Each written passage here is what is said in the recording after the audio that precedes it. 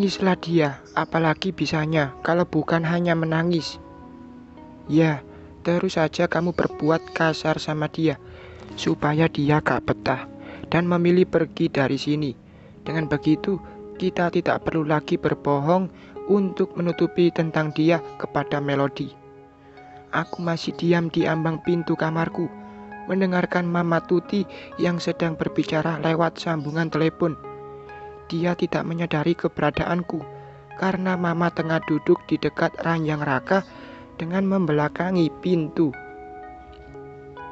Ingat Ram, Mama yang selalu ada untukmu dari dulu. Mama yang mengobati lukamu, dan Mama juga yang sudah berjuang untuk masa depanmu. Mama tidak akan suka jika kamu kembali pada dia, pungkas Mama, lalu mematikan sambungan telepon. Aku masuk setelah Mama menyelesaikan percakapannya dengan Mas Rama. Bersikap biasa, seolah aku tengah tidak mendengarkan apa-apa. Mel, kamu kok masuk gak ketuk pintu dulu? Mengetuk pintu ke kamar sendiri? Haruskah, tanyaku? Wajah Mama sedikit memucat. Dia menyadari apa yang dia ucapkan tidak sesuai tempat. Mama lupa kalau ini kamar kamu, Mel, ujar Mama dengan memperbaiki letak kerudung instan yang ia kenakan. Aku tersenyum simpul, mengambil putraku dan memberikannya ASI. Mama keluar dari kamarku setelah aku mengatakan akan beristirahat dengan Raka. Padahal aku sengaja membuat Mama pergi karena aku ingin menghubungi seseorang. Seseorang yang bisa membantuku membuka sedikit demi sedikit rahasia yang Mas Rama sembunyikan dariku.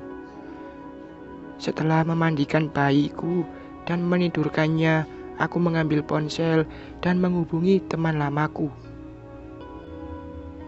Kota asal suamiku dari Cianjur. Akan aku kirimkan lewat pesan alamat detailnya. Aku mau kamu cari tahu tentang semua orang yang punya hubungan dengannya, keluarga, teman, sahabat, dan kerabatnya. Jangan sampai ada yang terlewat. Baik, Nona, tapi ini akan membutuhkan uang yang tidak sedikit. Jakarta Cianjur bukan jarak yang dekat, sayang. Apalagi harus mendapatkan informasi sedetail yang kamu inginkan. Pastinya orang-orangku harus menginap beberapa hari di sana. Aku berdecak sebal mendengar temanku membahas uang. Jangan risau masalah uang, akan aku kirimkan setengahnya untuk operasional orang-orangmu di sana. Sisanya akan aku kirimkan jika aku sudah mendapatkan semua yang ku mau, ujarku membuatnya terdiam. Deal. Kedua sudut bibirku terangkat setelah dia mengatakan kata sepakat. Oke, kirimkan nomor rekeningmu sekarang. Kamu akan kirim uang untuk siapa? Aku membalikkan badan melihat ke arah sumber suara. Di ambang pintu, Mas Rama berdiri dengan kening yang berkerut, penuh tanda tanya. Sejak kapan dia berdiri di sana? Apa dia mendengarkan semua perbicaraanku tadi? Mas, kok sudah pulang? Tanyaku dengan mengatur detak jantung yang sudah tidak biasa. Berkas untuk meeting ketinggalan, makanya aku pulang lagi. Mau nyuruh kamu nganterin ke kantor, tidak tega. Kamu baru saja melahirkan. Aku mengangguk-nganggukkan kepala. Sedangkan Mas Rama mengambil map yang tersimpan di meja kerja yang ada di kamar ini. Oh iya, tadi kamu akan kirim uang untuk siapa? Aku kira dia melupakan ucapanku. Ternyata tidak. Temanku. Aku ikut arisan berlian. Mas Rama hanya membuka sedikit mulutnya dengan menganggukkan kepala. Dalam hati aku mengucap syukur karena dia percaya dengan alasanku. Itu artinya Mas Rama tidak mendengarkan percakapanku dari awal. Aku harus kembali ke kantor. Kamu baik-baik di rumah. Jaga Raka. Dia menghampiri Raka yang terlelap, mengecup pipinya singkat dan memandanginya. Oh iya Mel, aku tidak mau lagi bertengkar denganmu. Bisakah kita bersikap biasa seperti dulu? Tidak ada kata curiga dan selalu saling percaya. Aku mendongak melihat wajah Mas Rama yang berdiri di depanku. Sebelah tangannya dia letakkan pada sisi box Raka, sedangkan satu tangan lagi memegang map berwarna hijau. Kepercayaanku sudah hilang, tapi apa salahnya untuk mengangguk agar dia percaya jika aku memang masih mempercayainya. Ya, bisa mas, aku menjawab dengan seulas senyum. Senyum manis pun terukir di bibir Mas Rama. Kemudian dia memeluk dan mengecup keningku singkat. Thanks, aku harus kembali ke kantor. Aku akan merindukanmu, ujarnya mengelus pipiku. Aku mengantarkan kepergian dia. Sampai di depan pintu kamar, ku pandangi punggung suamiku yang semakin lama semakin menjauh. Seandainya tidak ada rahasia di antara kita, mungkin saat ini aku akan jadi wanita yang berbahagia, memiliki dua lelaki yang amat aku sayangi dalam hidupku. Tapi sayangnya, satu lelakiku telah menggoreskan luka pengkhianatan yang belum semuanya terbuka. Tentang siapa perempuan yang ditelepon Mas Rama malam itu, aku belum bisa menebaknya. Semoga ada celah untuk aku membuka tentang siapa yang menjadi wanita idaman lain suamiku. Melihat foto milik Bimina tadi, aku yakin jika Bimina bukanlah wanita simpanan suamiku. Hubungan mereka lebih dari itu. Seminggu kemudian, hubunganku dengan Mas Rama semakin membaik. Aku terus bersandiwara, seolah aku memang masih memiliki rasa percaya padanya. Dia pergi diam-diam di malam hari, aku diamkan. Tidak aku tegur atau membahasnya. Aku juga tidak menanyakan apa alasan dia pergi di malam hari dan pulang subuh. Seperti sekarang ini, waktu sudah menunjukkan pukul 11 malam, tapi dia belum pulang dari kantor.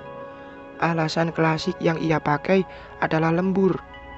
Kerja apa sampai selarut itu, hanya dia yang tahu.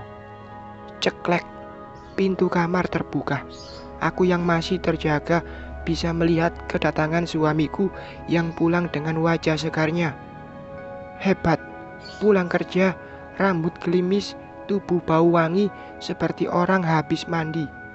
Tidak ada bau keringat seperti sepulang kerja pada umumnya. Dan itu hanya bisa dilakukan oleh suamiku. Hebat bukan? Halo kak, aku mau babysitter. Kemarin Kak Nau ambil di yayasan yang mana? Mas Rama yang menyimpan tas kerjanya seketika melihat ke arahku. Aku mau kerja lagi kak. Aku kasihan sama suamiku. Dia selalu pulang larut malam.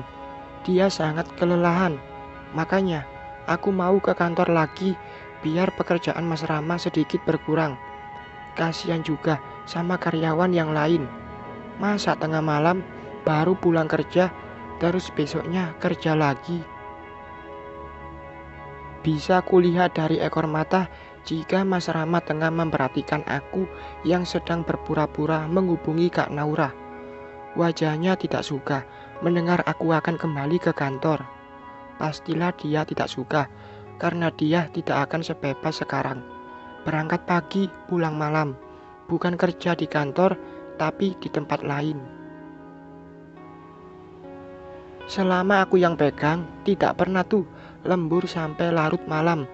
Mungkin sudah cukup aku rehat kak. Sudah waktunya aku kembali lagi mengurus perusahaan. Mas Rama mengusap wajahnya kasar. Aku udah bilang ke papa kok, dan dia setuju. Semakin pucatlah wajah suamiku itu. Jika aku yang pegang kantor, sudah pasti posisi dia akan tergeser sama seperti sebelum kita menikah dulu. Mas Rama hanya bawahanku. Dia bekerja di bawah kuasaku. Bruk! Mas Rama keluar dari kamar dengan membanting pintu. Untung saja kali ini Raka tidurnya pulas dan tidak terganggu dengan suara pintu yang dibanting oleh ayahnya yang sedang merajuk itu. Aku menyimpan ponselku yang tadi aku pakai untuk bersandiwara. Pasti Mas Rama tidak akan setuju jika aku bekerja lagi. Berbagai alasan akan dia katakan untuk mengurungkan niatku. Tapi biarlah, toh aku pun tidak akan mau meninggalkan Raka yang masih membutuhkan ASI. Ting! Suara notifikasi terdengar olehku, tapi itu bukan dari ponsel milikku. Aku mencari-cari dari mana arah suara itu. Ponsel Mas Rama ada di atas meja kerjanya. Aku turun dari ranjang mengambil ponsel yang sepertinya tidak sengaja ia tinggalkan. Layarnya masih menyala dan aku bisa melihat dan membaca pesan yang masuk itu. Terima kasih untuk waktu yang sangat menyenangkan ini. Aku menyukainya. Dadaku berdebar membaca pesan itu. Meski aku sudah tahu suamiku berkhianat, membaca langsung pesan dari pelakor membuat seluruh tubuhku menjadi panas. Kembalikan ponselku, Mel.